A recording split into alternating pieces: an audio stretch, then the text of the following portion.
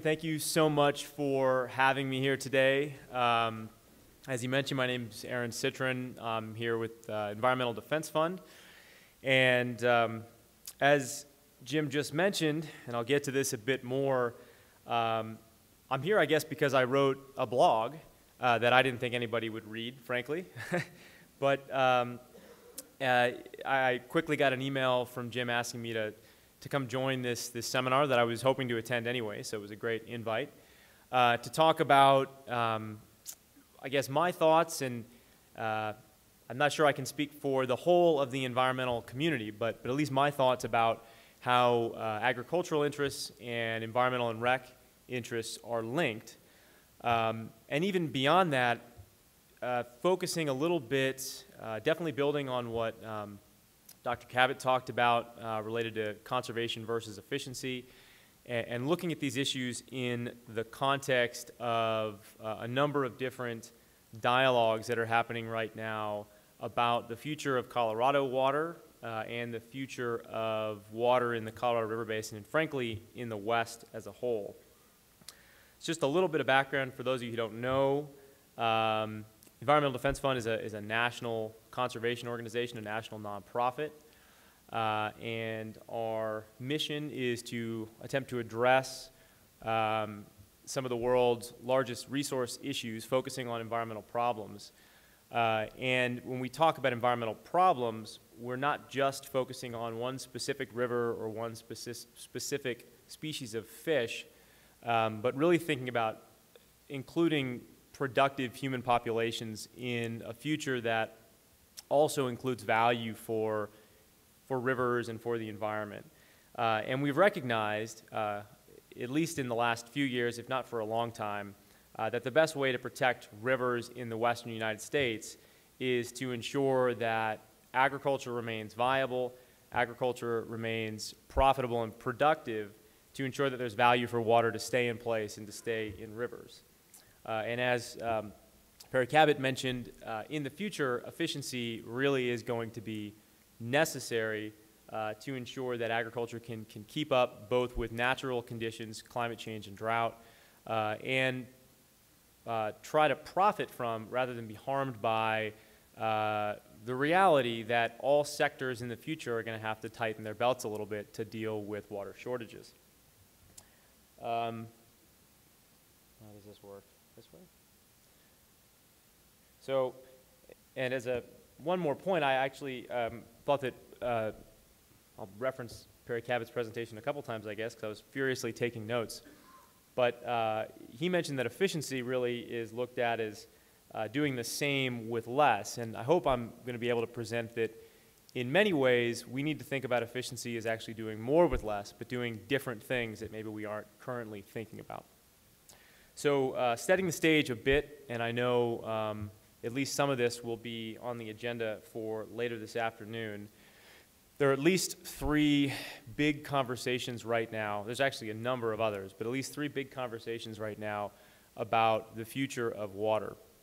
The Bureau of Reclamation's Colorado River Basin Study Next Steps process. I know Dave Kanzer in the River District is part of a subcommittee addressing agricultural conservation, productivity, efficiency, and transfers, I think. Very concise title for the group. And that group is thinking about, well, now we know what the deficit is likely to be. What are we going to do about it? There's also a work group focusing on municipal conservation opportunities and one focused on recreational flows. And the report, or at least the Phase 1 report, is likely to come out in the next month or so. And it is, I think, to its credit, talking about something more than just consumptive use reductions, saying, at least the input has been that this needs to be a broader conversation.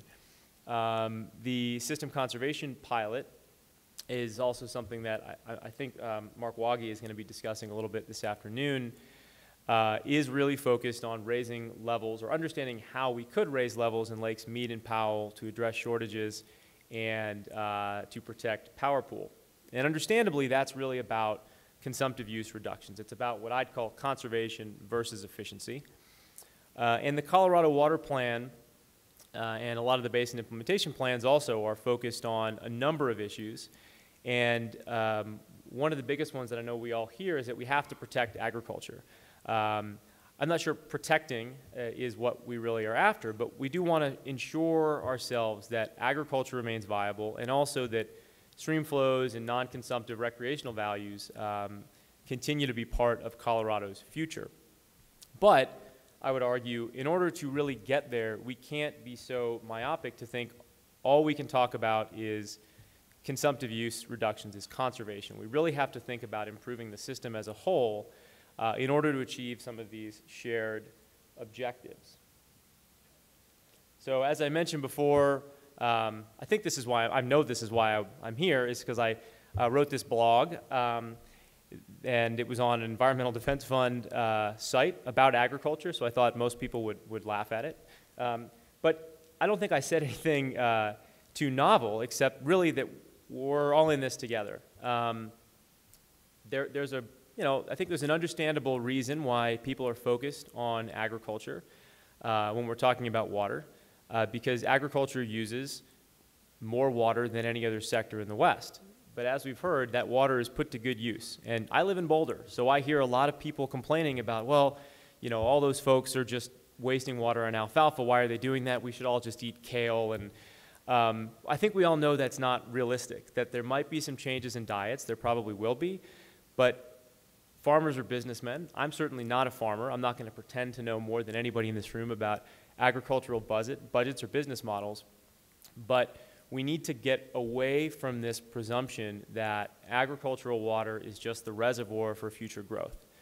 But we have to recognize that every sector is going to have to give a little bit if we want to continue to have the way of life that we have, and if we want to maintain some of the values that we've grown to expect living in the West. My point in this blog, again, was to say agriculture is important because it keeps water in place. But this is an important conversation to have. And we need to ensure that the conversation is about the right kind of incentives for the public benefits that can be generated from agriculture, from conservation markets like water banks, like system conservation pilots, things like that, and for efficiency improvements. Perry Cabot mentioned that there's a public benefit to food production, and we have incentives for that. We have public programs like EQIP, things like that, to ensure agriculture is sustainable. But there's a number of other public benefits to agriculture. Some of it is the open space values, some of it is the cultural values, and some of it is wildlife values that rely on irrigated fields, things like that. So even though we need to make sure efficiency is part of the conversation, I don't want to put conservation completely to the side.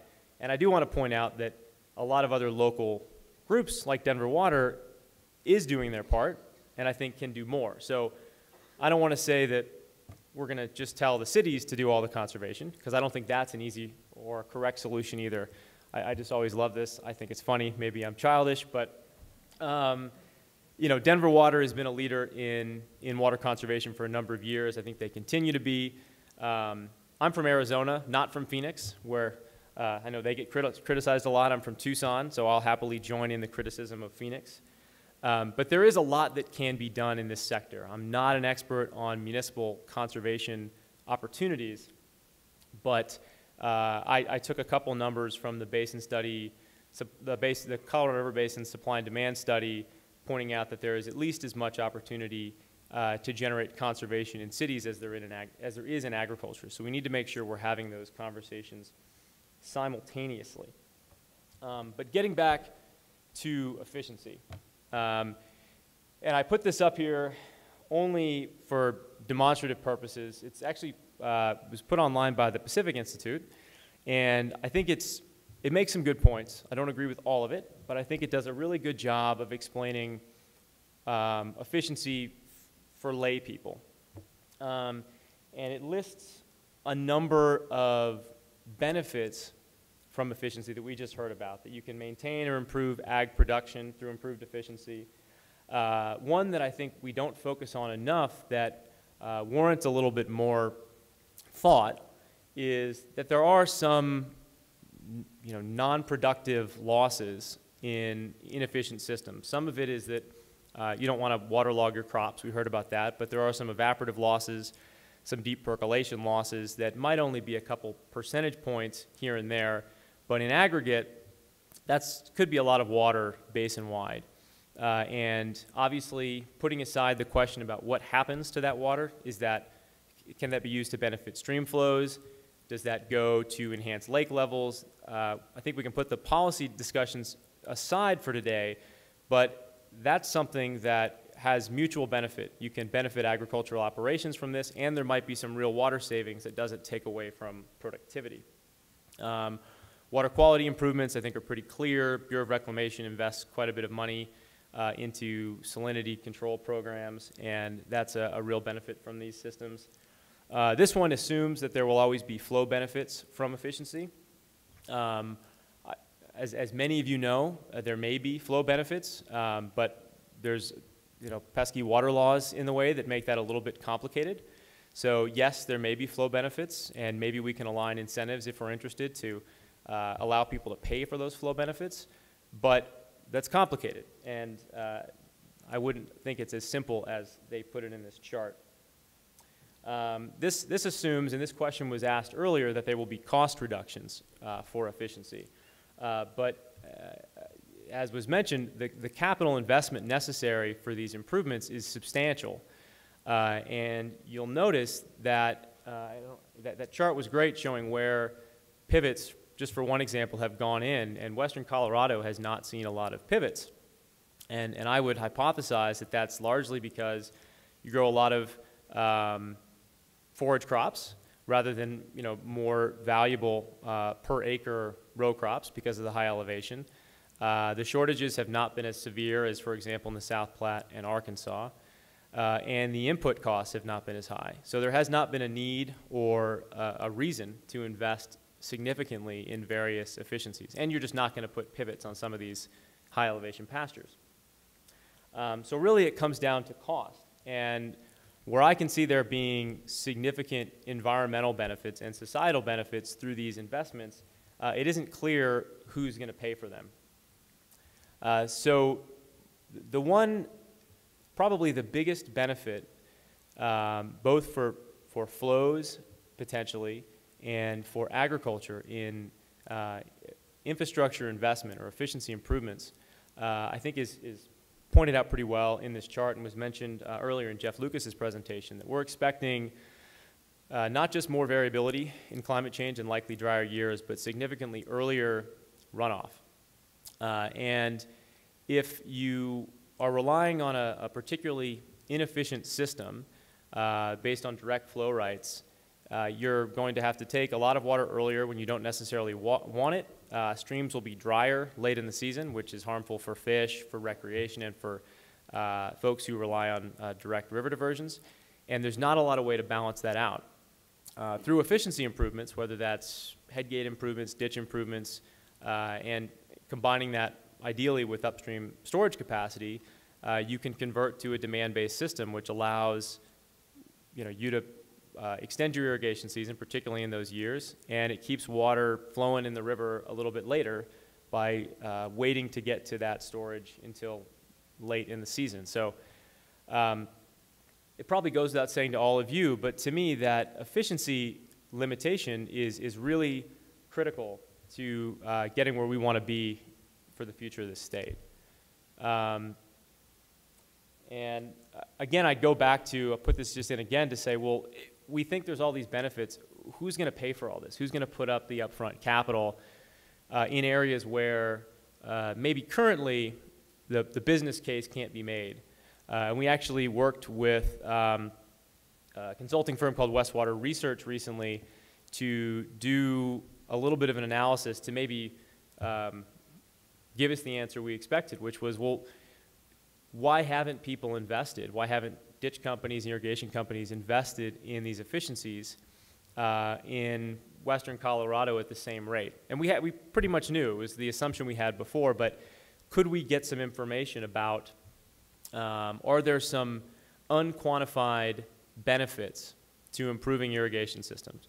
Some of those I would suggest are going to be flow benefits that are difficult to quantify and definitely difficult to internalize for a farmer because they're not getting paid for the environmental benefits of their system. Some might be water quality benefits that you might be able to access funding from existing salinity control programs. But there's a number of other benefits, quote unquote, that are really hard to quantify. Could piping a system, for example, create opportunities to put in some low-head hydro that you might be able to generate power off? Maybe, but that's really hard to figure out. And could it be a little bit easier to stay in business longer and longer because as you get a little older, if you have an efficient system that's automated, maybe I can farm for longer when otherwise I wouldn't be able to be spending as many hours in the field. And most significantly, how do you put a dollar value on the drought and climate change resiliency? How can you really quantify what may or may not happen in the future? So I think combining that concern with the potential to improve flows is why I really said we need to focus on building an efficient and resilient agricultural sector to align Colorado's future with a future that still has rivers that are worth recreating in. And I admittedly cribbed this slide from our partners Westwater Research, again, not necessarily for the specific data included on the slide, but just to point out that the simple point at the bottom that it's easy to figure out how much a system improvement will cost. If you go talk to a ditch company, okay, it'll cost this much per mile of ditch and we want to put in a pivot. But figuring out how to quantify all those benefits and then recognizing that some of those benefits you can talk about at a high level, but you're not necessarily able to build them into your farm enterprise budget. There's a lot of public benefits that really are not being compensated. So if there is this public benefit in efficiency, why isn't it part of the conversations we're having, or as much of a part of the conversations we're having right now? So I would say if I could make a recommendation, it's that this needs to be more a part of the discussion, and we in the environmental recreational community have at least attempted to quantify the benefit of the recreational economy, and this is in the Colorado River Basin as a whole. I should have updated that for just Colorado. And full disclosure, that's actually a picture on the Arkansas River, but you couldn't tell if I didn't say that. But what's extremely difficult, and what we struggled with when we did that analysis with Westwater Research, is every irrigation district, every system is so different, that it's almost impossible to scale up the potential benefits from these improvements. So we can talk about, well, you may be able to reduce some consumptive use, some of this non-beneficial consumptive use from evaporation on system X over here, but in this case, you won't. In this case, you might be able to improve yields. In this case, you won't. So making the case for the benefits of efficiency and linking it to some stream flow benefits that you might get in some cases, you might not, gets really, really difficult. And I think part of it is continuing to do more research, and a lot of the studies that it looks like are being done for the water bank and for some of the efficiency, and hopefully some of the data we'll get from some of these system conservation pilots will at least begin to shed some light on this. And probably the biggest takeaway, and maybe this is a little bit controversial, but the other benefit of efficiency is in the context of thinking about deficit irrigation or water banking, that people are assuming through alternative transfer mechanisms that water can come out of agriculture, and we can do it in a way that's better than buy and dry. And I think that's right, but I think people ignore how difficult it might be to do some kind of rotational fallowing deficit irrigation program on a particularly old system. If you're asking a group of farmers with a 100-year-old irrigation system to change the way they're doing business, I would expect that's extraordinarily difficult and might not be economical in any way, even if the cost per acre foot or CFS of water they're being offered would otherwise make sense. So if farmers, if irrigators are being asked to participate in these markets, my guess is that more efficient, more flexible systems might at least make it a better business decision for them, and make it more likely that that can be that these kinds of water markets can become part of their business planning, rather than it just being this stressful burden that many feel it's just being pushed on them, that, well, you have to give up a little water for the benefit of Denver or for Aurora or for whatever it is. I think it can actually be a benefit so long as we can figure out how to first update the system and then start figuring out what all these other public benefits might be. So, as I said, I think it really needs to be a combination of conservation and efficiency. Obviously, we all need to figure out how to reduce consumptive use in order to continue living out in the western United States. And I think it is contingent on all parties, cities and agriculture and industry, to take a little bit of a hit. But that efficiency piece really is necessary to make sure we can make this jump to a more resilient system and hopefully a healthier environment. So thank you. I'm happy to answer any questions.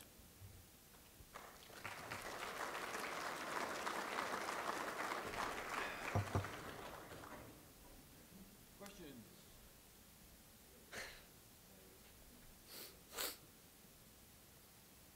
You said something about upstream storage and helping with converting to a demand-based system.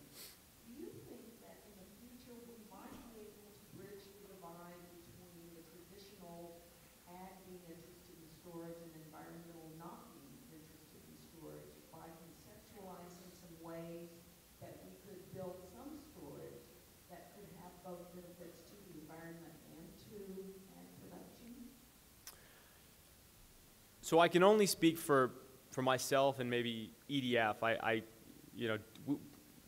know Mary Lou asked this question because we took part in a great dialogue process last summer with a number of different ag producers, and this question came up a lot. And I think the participants in that group all agreed that yes, that absolutely needs to be part of the conversation. But just like not every farmer and rancher was represented on that group, not every environmental group was represented in that dialogue process. So I do think that's important, and I do think that there are a number of benefits to be derived from some level of small regional storage. Some of that could be groundwater storage, some of that could be off-channel storage. I don't think anybody is really talking about building huge Marble Canyon dams anymore. But I'm sure some of my colleagues would disagree, but I think a lot of environmental groups now are starting to recognize that there is potential for alignment and potential for better management through incremental storage or enhancement of existing storage.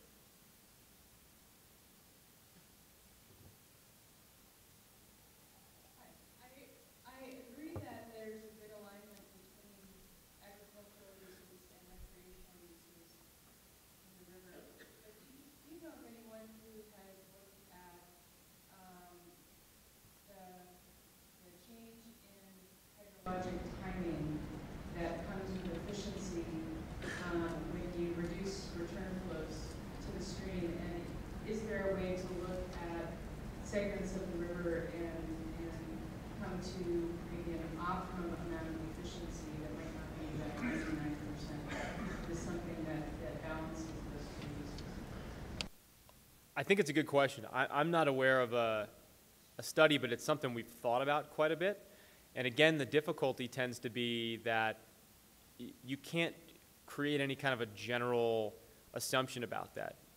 So there could be one system on the Gunnison, just as a totally made-up example, that the impact on delayed return flows is a month, and there could be a system on the Colorado where it's a day. So that's a really important question in figuring out how to balance that, and I'd love any suggestions about how we can kind of create that aggregated model to figure it out. My recommendation, I guess, and not just focused on efficiency, would be just that having basin-specific models available could be important to streamline any number of improvements and any number of water transactions as they happen, rather than every deal having to be fought out for years in water court with dueling engineers. Maybe just having some modeling done up front and some tools that I think have been generated to some extent with a few of these existing pilot projects would be helpful. But as far as getting that data, I'd love to have it, and it's a really important question, but I haven't yet figured out how you get it at a gross scale.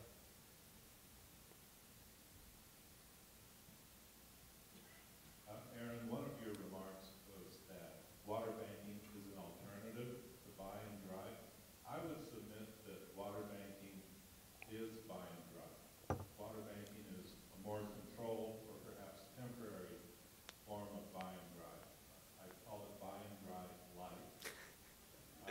However, water banking, as the River District and their partners are currently studying, is absolutely a form of buy and dry. Could you comment on that too?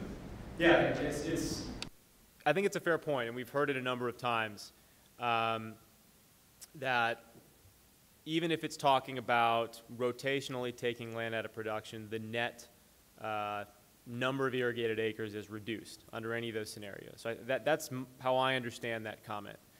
And I understand the perspective, and that's why I think the efficiency side is so important, because if we can improve efficiency in a system and improve productivity even marginally in, let's just look at a ditch company scale, my response would be the focus shouldn't necessarily be on number of irrigated acres. It should be on profitability and productivity of the farmers in the ditch company.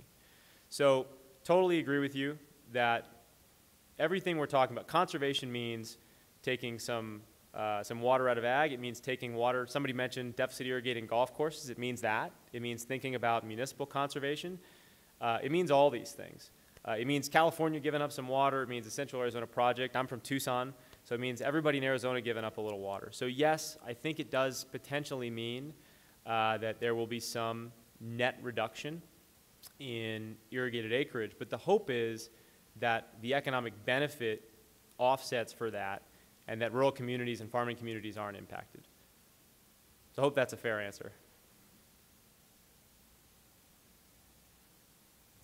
I've been interested in this discussion for a lot of years, and as we move to the, everybody's in this together, and we've all got to look at more efficient use and where we go with the water, how we use it as a society.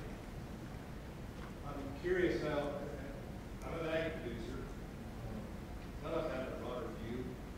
I still struggle in my mind, as we have that discussion, how do we use, how about the environmental side of the equation, the environmental use of water? What's the appropriate way to frame the same concept back on that side in terms of efficient use of the environmental part of this?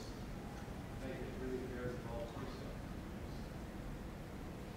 So if you're asking me a scientific response to taking a cut from the environmental needs, I couldn't, I mean, even if I wanted to, I couldn't give you that answer. But, you might want to clarify it, but I guess my initial response is that environmental needs, at least talking about stream flow needs, are non-consumptive. So it's more about time and place of the water than it is about you have to have water in the river to the detriment of farms. Not to say that there aren't regulatory hurdles. We talked about building storage that can be attributed to the environmental movement or government or whatever you want it to say. So I guess I don't have a good answer to how the environment takes a cut, that we only take 75% of the water that's needed, because the reality is that's how it already is for most of the rivers. But I think that trying to figure out how we can maximize the non-consumptive benefits without taking quantities of water from elsewhere, to me it's not really a zero-sum game, but maybe we could talk about it more. If I don't understand your question, I'd happily talk to you about it more.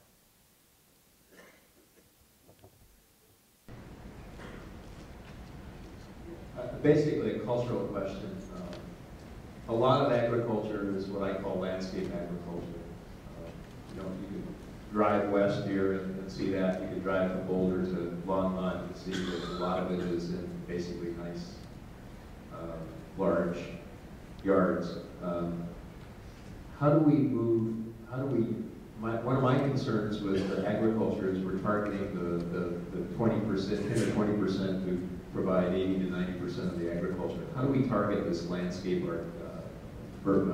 portion of what is both rural and urban, and is increasing in urbanization of the valleys of the West and the Colorado Range?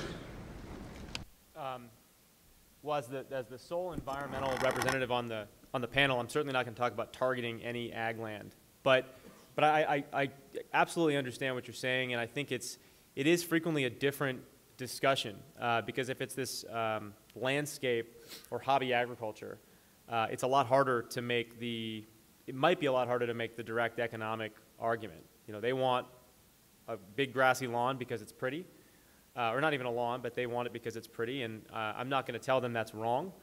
But I do think it's important to broaden the discussion to more than just the most productive ag districts, who, you know, they're the ones who generally show up because they're the ones who have the most interest in the discussion.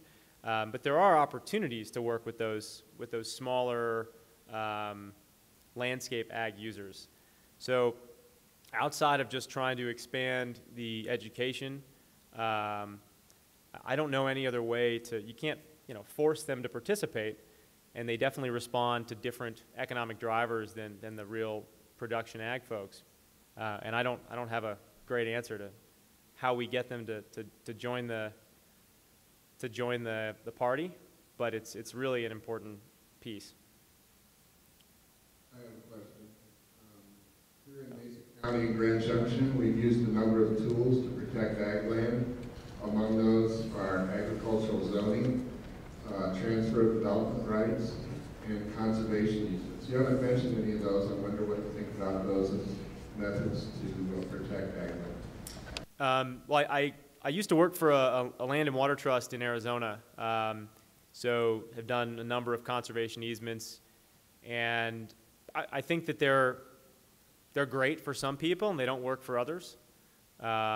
There are a number, obviously, of tax benefits, and it's, if designed correctly, it's a contract between one person and another that they can be designed to maintain productive ag uses. I mean, the land trust that I worked for in Tucson was primarily an ag land trust. So yeah, I think that there are great opportunities. Just like anything else, it's not one size fits all. But an important consideration, and I didn't talk about land use at all, not because I don't think it's important, just because I thought I already had enough on my plate. But yeah, land use is going to be important, and the reality is, despite best efforts, some ag land is going to be converted to development, and I don't think we can stop that, but we should think really clearly about what the trade-offs are going to be more at the local level than anything else. One last question? All right. Thanks.